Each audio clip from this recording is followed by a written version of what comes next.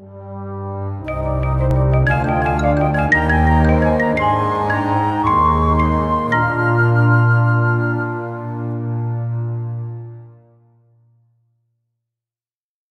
you.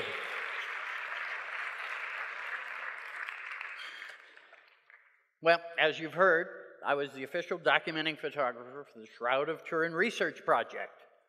Shroud of Turin Research Project was the first and only scientific team ever to be given permission to do an in-depth examination of the Shroud of Turin. So there it is. That's that piece of cloth that got into my life 35 years ago. Well, as a professional photographer, I specialized in scientific, medical, and technical kinds of issues. So I had the skills and the qualifications that were necessary to be a part of the team that examined the shroud. But when they, excuse me, when they first asked me to do this, first thing I said was, no, no way. And why did I refuse? Well, the answer is simple. I was very uncomfortable with the subject matter because I was born and raised in an Orthodox Jewish home. Now, I want to be clear about that. I am not a practicing Jew at this point in my life, but I was for that first 13 years. Both my parents immigrated to America from Poland, and when they were little kids, just before World War II. And so my question, and the question that went through my mind at the time, was why would a Jewish man want to get involved with what is probably, arguably, the most important relic of Christianity? At that moment in my life, I couldn't see any benefit to being involved. Well, not only that, I was a total skeptic and figured that the shroud was probably some form of a painting, which was the conventional wisdom in 1978. I fully expected to get to Turin, take a quick look, see the paint and the brushstrokes, and go home. I even stupidly said that publicly somewhere. And, of course, for the last 35 years, I've been living to regret those words. Anyway, in the end, I viewed this whole thing, this was going to be a free trip to Italy. That's what I thought. In the end, of course, I did join the team because the image on the shroud has some fascinating properties that piqued my scientific curiosity. But I still tried to quit twice again. And, in fact, as our team grew, a few men from the Jet Propulsion Labs became members of our team. One of them was a man named Don Lind, may rest in peace. Don was an imaging expert from NASA, so he was my hero immediately. So I am pretty sure that any professional photographer given that opportunity would have been honored to be a member of that team. But I remember asking Don at one point during our planning, we planned for 19 months before we came to Turin to examine the shroud. I remember asking him, I said, Don, what's a nice Jewish boy like me doing on this team? And Don, who was a good Catholic, looked me right in the eye and he said, have you forgotten that the man in question was a Jew? And I said, no, Don, that's probably the only thing I knew about Jesus, that he was a Jew. And then he said, and of course this is where Don, I think God was speaking to me through his lips, he looked at me and he said, oh, so you don't think God would want one of his chosen people on our team? And I laughed. I said, no, Don, I never thought that.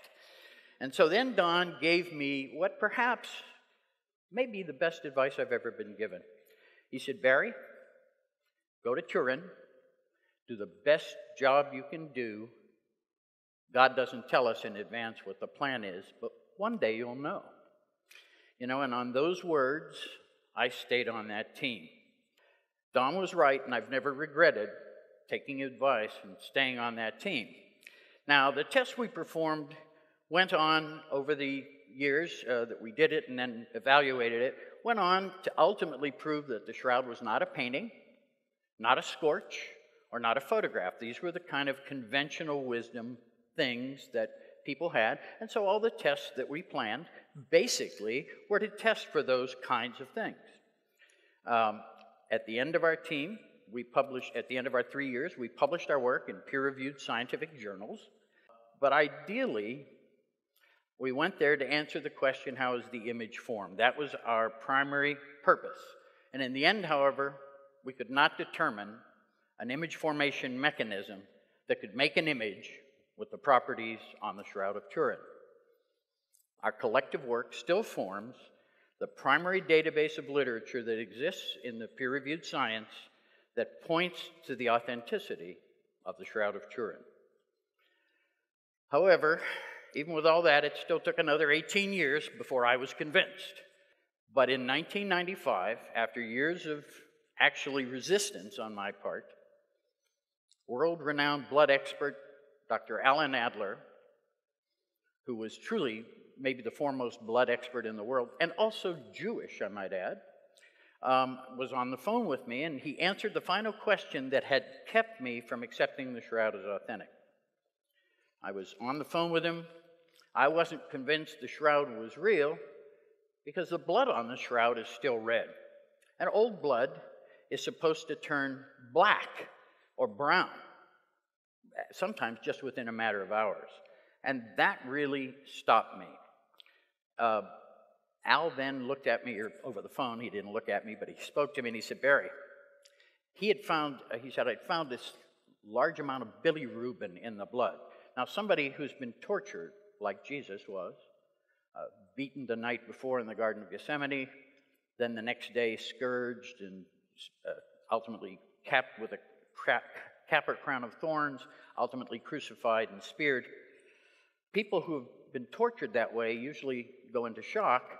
The liver floods the bloodstream with bilirubin, and Al told me that blood of that nature stays red forever. Suddenly and unexpectedly, I realized that the last bit of evidence had come in, and I had no choice but to accept that the Shroud was authentic.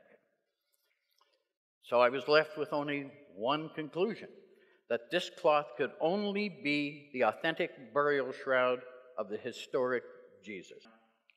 There were probably 1 billion people on this planet who had more right to be in that room than I did.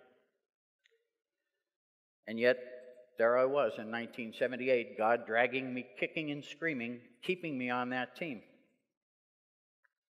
And at that moment in time, I realized that it brought with it a great responsibility, this privilege I had been given.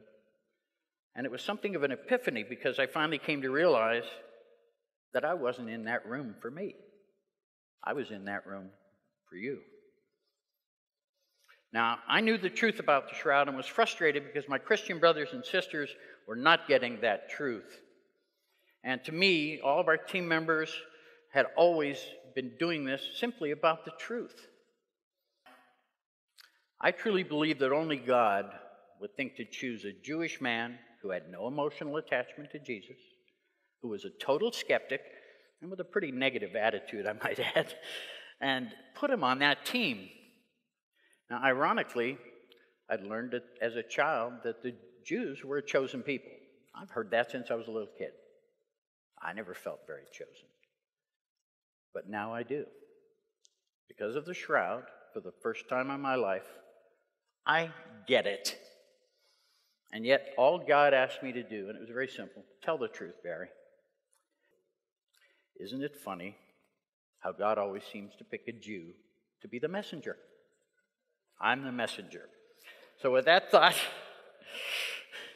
all I can say, how many Jews can claim that it was the Shroud of Turin that brought them back to their faith in God? I can. Thank you.